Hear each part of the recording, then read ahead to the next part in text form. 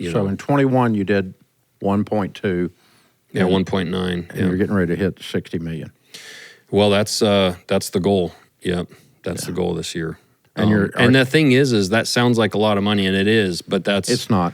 We're because not if you spend 59.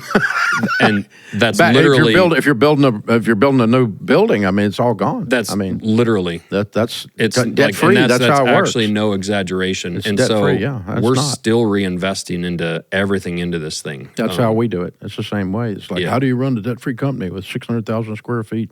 Right. And, what are you doing with 300 million in revenue? It's like you're sitting in it. Yeah. It's not like I took it home and piled it in the garage. Oh my God. Yeah, and I've seen comments like MKC's getting so big or whatever, and this or that, whatever things you see on the internet, and it's like, we're still in my horse pasture at my house. Like, we're building this building. We're going to move into a building that's pretty much empty, and over the next 7 years is the plan. Like, we have to fill that. Oh, you have to buy CNC machines, and you have to hire people, and there's some processes that we don't do in house. Mm-hmm. When I started my 2-car garage, I was sourcing these different parts out to shops around America, machine shops, mm-hmm. right? Mm-hmm. And then as we started to grow, it's like, okay, now we can make our sheaths in house, right? Now we can start making our handles in house. And so I started looking at each process and where can you gain some margin or some time back in the process. And okay, I can afford to do this. And we didn't know how to do any of these processes. So we also had to hire people and figure it out. And so this is it's a model of basically starting as an assembly shop and then slowly turning it into a full-on manufacturing facility. And we're half or 3/4 of the way there. So it's a really cool process. So I hear gear and accessories are in the offing as well. Yep. Yeah, we, from the very beginning, and this is really Brandon with my business partner, we weren't starting just a knife company, we're starting a brand. And that brand should mean something. Like Evan with Black Rifle, mm-hmm. when they were coming up. Mm-hmm. The world didn't need another coffee company, and the world doesn't need another knife company. But when you see that hat on somebody, when you see that Montana Knife Company on someone walking down the street, that means, oh, that guy believes in American manufacturing. He believes in, taking care of his community, taking care of his employees, giving back in conservation groups. Last week, we just donated a bunch of employee time to the Rocky Mountain Elk Foundation. Yesterday, we gave a home away to the North Carolina flood victims where we raised a bunch of money through a fundraiser for them. So when you see that, there's values attached to that brand, and we've seen, and this has become a big part of our business, people want to wear that apparel. Yeah. They want to rep that because a knife is hard to rep. You could be sitting right now with a knife in your pocket of ours right now, and no one would know. But if you're wearing our shirt, that helps us get the word out. And so I can't express it enough, for our customers, wearing our hat, wearing our shirts, that's as important as buying one of our knives because it helps spread the word of what we're doing. Plus, we have all kinds of other accessories, and those accessories, what's cool about it, like our leather sheaths are made by Teton Leather in Idaho. She was in her basement as a sheath maker. She's now in a commercial space with 9 employees just to serve our business. Montana Block in Billings, Montana makes all our cutting boards and our stands and all that. He's hired 4 or 5 people. He was also part-time. So when you support American manufacturing, it's way bigger than just that company in that one location. It spreads all across the country. No, there's all these spinoffs that are being, all these families are being fed. Yeah, because exactly. Because of the hard work and the quality.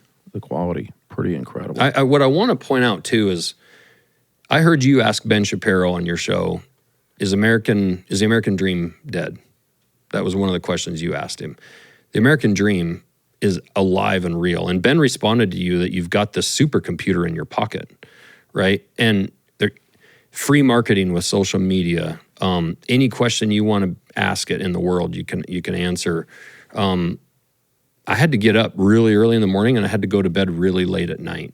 And I didn't quit my job. I kept working my job until I physically could not, and I had to quit, right? And I'm just a regular guy. I think people need what I think resonates a bit with our company.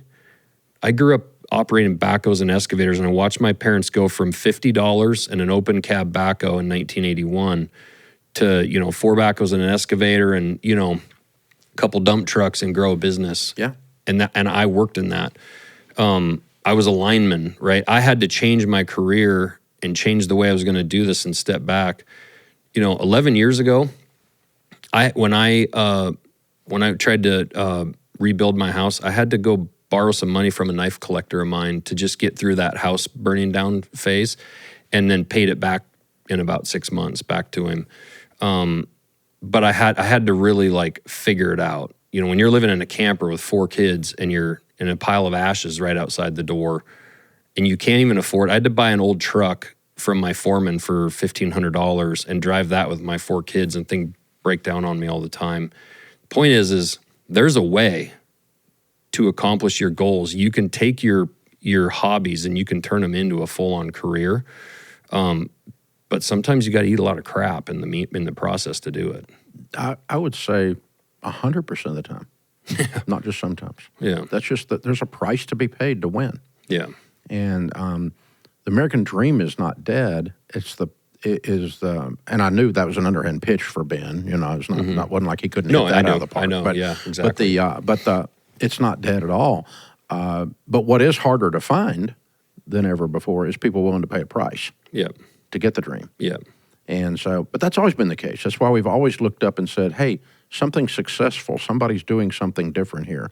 Mm-hmm. They're paying a price that no one else would pay. They're doing something nobody's done before.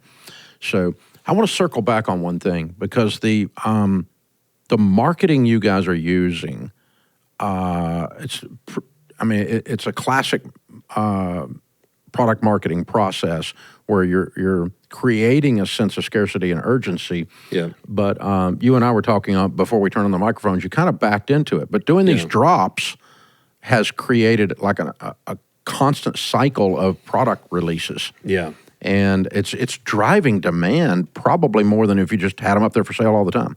Yeah, we definitely backed into that a little bit on accident. And it was more around, I didn't have the money to make enough product from day one. And then as the excitement for the brand grew and I made more product, it still was never enough, right? And so we drop our knives every Thursday night on our website, and we'll make as many basically as we can make, but we also have to have enough capital to make knives for next Thursday and the 50 Thursdays after that. And so it drives people to our website. People now go on our website and just watch a drop on a Thursday night, just as a viewing party basically. But it did create, and I think a lot of people think that you just make 2 knives. And it's like, well, when you see my videos on my Instagram of the next day, because my other promise is when you buy something from us, we ship it the next day. No doubt. So if we sell 1,000 knives on Thursday night, they all go out of the shop on Friday, and we do all of our own fulfillment. And so it did create a lot of fervor for the brand. But that being said, we're also trying to get some knives in stock as well, because we were missing a lot of customers. And people would write us the nastiest emails, which go to my wife, chewing us out about a knife that they couldn't get on our website. And it's like, do you not think I want your money? I want all of your money. But, it's like we want to make more knives, but we're doing this in our garage, right? And so we've scaled through some of that. We still definitely have, the knife we're doing this week, we'll probably sell out in 2 minutes. And there's, a bunch of them. But that being said, it did create an excitement about our brand for sure. There's no doubt about it.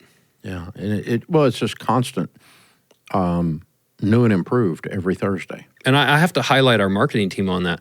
We don't use agencies outside. We create all of our own content. We make all of our own emails. We make our own, they quote us $150,000 to make our first TV commercial last year. And Brandon looked at our 3 video guys and were like, you guys can make a commercial just as good as that, right? Go make it. And we make our own TV commercials. Where are you buying TV? My business partner, honestly, is handling some of that stuff. Mm-hmm. So we've got some ads. We're trying to be frugal. Mm-hmm. So sometimes it's on, off network type, smaller channels, and we're doing some testing and seeing if that works, and we try to maybe. Hunting shows would be obvious. Yeah, right? some of that. But honestly, just regular television shows. Like, I think we're a national brand, and we're trying to be a brand that resonates with everyone. Yeah. And I say everyone that has our values, you know, like I at times post stuff and get a little on my soapbox about the way the country's running, or politics in a little bit. And if you don't agree with what we're doing and you don't want to buy a knife, that's fine. But there's probably 150 million Americans that agree with me. So that's a good customer base, you know. I'm doing okay out of that. Yeah, I'm doing all right.